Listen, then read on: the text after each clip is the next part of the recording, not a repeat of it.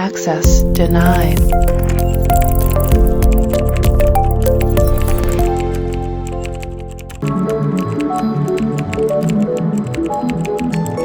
Access granted.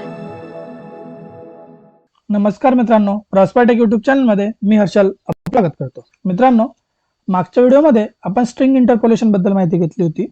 आज आपल्याला JavaScript मध्ये ॲरे बद्दल माहिती घ्यायची. तर आता ॲरे म्हणजे काय? ॲरे म्हणजे कलेक्शन ऑफ एलिमेंट्स, त्याला आपण ॲरे असं म्हणतो. सगळ्यात आधी आपण एक फाईल बनवू, array.html. आता ॲरे म्हणजे काय? पहिला पॉईंट काय येणार आपला? ॲरे म्हणजे array is a collection of elements.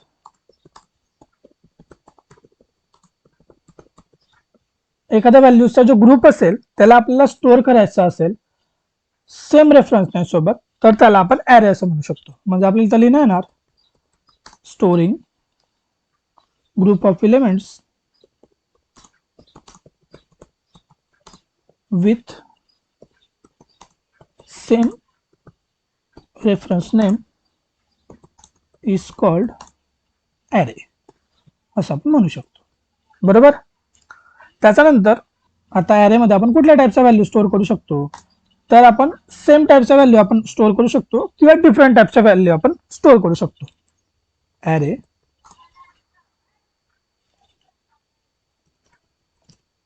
array allows similar type of values as well as different types of values.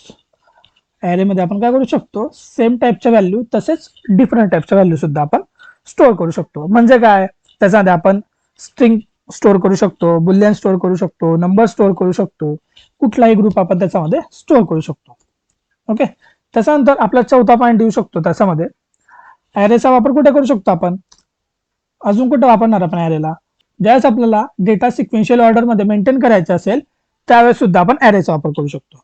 ॲरेज maintain a data in sequence order. Sequential order मध्ये जर आपल्याला डेटा स्टोअर करायचा असेल तर आपण ॲरेचा वापर करू शकतो. म्हणजे ज्यावेळेस प्रोग्राम रन असतो त्यावेळेस जर आपल्याला डेटा स्टोअर करायचा आहे तर आपण ॲरेचा वापर करणार. आणि जर त्याच्या व्यतिरिक्त आपल्याला डेटा स्टोअर करायचा असेल तर आपण कशाचा वापर करतो?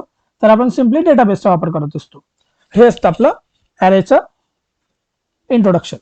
ओके. आता ॲरे डिफाईन कसा केला जातो? ॲरे बनवला कसा जातो? ॲरे क्रिएशन कसं होतं? तर त्याच्यासाठी इथं आलो आपण, इथं लिहिलं आपण ॲरे क्रिएशन असं खेळून दिले. आता आपण ॲरे कसा बनवू शकतो? तर आपण ॲरे दोन टाईप मध्ये बनवू शकतो. कसा? पहिला टाईप असतो आपला युजिंग ॲरे लिटरल्सचा वापर करून आपण ॲरे बनवू शकतो. कसं? म्हणजे स्क्वेअर ब्रॅकेट मध्ये. ओके. आणि दुसरी टाईप असतो आपला तो म्हणजे using new keyword.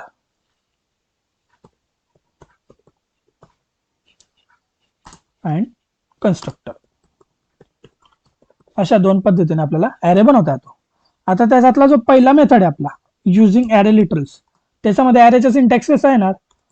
तर आपण सिंटॅक्स कसा येणार त्याच्यामध्ये आपला? तर आपण लेट डिफाईन करू शकतो, व्हॅर डिफाईन करू शकतो किंवा कॉन्स्ट डिफाईन करू शकतो. बरोबर.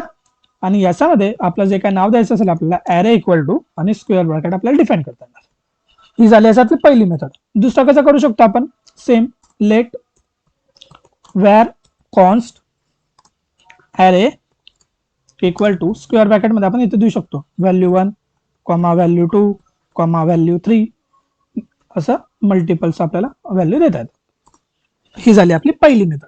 ज्यावेळेस आपण ॲरे लिटरल्सचा वापर करून ज्यावेळेस ॲरे डिफाईन करणार, क्रिएट करणार, तर आपण या प्रकारे करू शकतो. दुसरं असतं आपलं युजिंग न्यू कीवर्ड और कन्स्ट्रक्टर. तर ते कसं आहे ना, याचा सिंटॅक्स कसा ना आपला सिंटॅक्स याच्या आतमध्ये आपण कसं डिफाईन करणार? व्हेरिएबल किंवा लेट किंवा कॉन्स्टंट. ओके. मग इथं पण array equal to new array, या पद्धतीने. हा झाला पहिला. याच्यामध्ये सेकंड कसं करू शकतो आपण, let where const array equal to new array, आणि याच्यामध्ये व्हॅल्यू 1, व्हॅल्यू 2, व्हॅल्यू 3 या पद्धतीने आपण ॲरे डिफाईन करू शकत असतो. ॲरे आपल्याला क्रिएट करता येत असतो. दुसरं असतं ॲरेला आपण ऍक्सेस कसं करू शकतो. दुसरा पॉइंट आहे आपला ऍक्सेसिंग ऑफ ॲरे. ऍक्सेसिंग ॲरे. आता ॲरेला ऍक्सेस कसं करणार आपण, तर युजिंग इंडेक्स नंबर. जो ॲरे असेल आपला त्याचा इंडेक्स नंबरने त्याला आपण ऍक्सेस करू शकतो. इंडेक्स ही असते आपली पहिली मेथड. इंडेक्स नंबरने आपण त्याला ऍक्सेस करू शकतो. आता इंडेक्स नंबर काय असतो, तो एक सिरियल नंबर असतो मेमरी ब्लॉकचा, जो स्टार्ट होतो 0 पासून. बरोबर. काय म्हणू शकतो आपण इंडेक्स नंबरला, index is serial number, SL number of memory block. It's start with 0. Index number कधी पण हा 0 पासून स्टार्ट होत असतो. ओके. त्याच्यानंतर आपल्याला समजा ॲरे मध्ये व्हॅल्यू सेट करायची असेल तर ती कशी करू शकतो आपण. नेक्स्ट पॉइंट आपला सेट व्हॅल्यू. समजा आपल्याला व्हॅल्यू सेट करायची, मग आपण काय करणार, जो आपला ॲरे असेल तो डिफाईन करायचा, आणि त्याचा आतमधला जो इंडेक्स नंबर असेल त्या इंडेक्स नंबरला इक्वल टू करून आपल्याला जी काही व्हॅल्यू असाइन करायची असेल ॲरे मध्ये ती आपण असाइन करू शकतो किंवा व्हॅल्यू सेट करू शकतो. आणि नंतरचा पॉइंट आपला तो म्हणजे size of array. Size of array. आता ॲरेची साईज कशी डिफाईन होते, ती कशी मिळते आपल्याला, तर त्यासाठी आपल्याकडे लेंथ असतं. लेंथ ही एक प्रीडिफाईन प्रॉपर्टी असते, ज्याच्या मदतीने आपण ॲरेची साईज काढू शकतो. ॲरे डॉट लेंथ या प्रकारे आपल्याला ती प्रॉपर्टी यूज करता येते. लेंथ काय आहे, तर प्रीडिफाईन्ड प्रॉपर्टी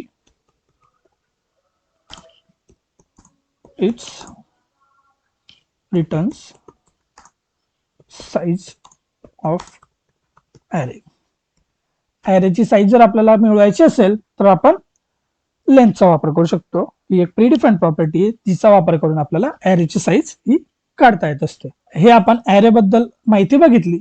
याच्यावर आपण अजूनपर्यंत कुठलंही एक्झाम्पल बघितलेलं नाहीये. ॲरेच्या रिलेटेड जे काही एक्झाम्पल्स असतील ते आपण पुढच्या व्हिडिओमध्ये बघू. जर याच्यावर तुम्हाला काही प्रश्न असतील तर कमेंट सेक्शन मध्ये विचारा. तसंच मागच्या काही टॉपिक्सवर प्रश्न असतील तेही कमेंट सेक्शन मध्ये विचारा. मागचे व्हिडिओ जर आपण बघितले नसतील ते व्हिडिओ नक्की बघा.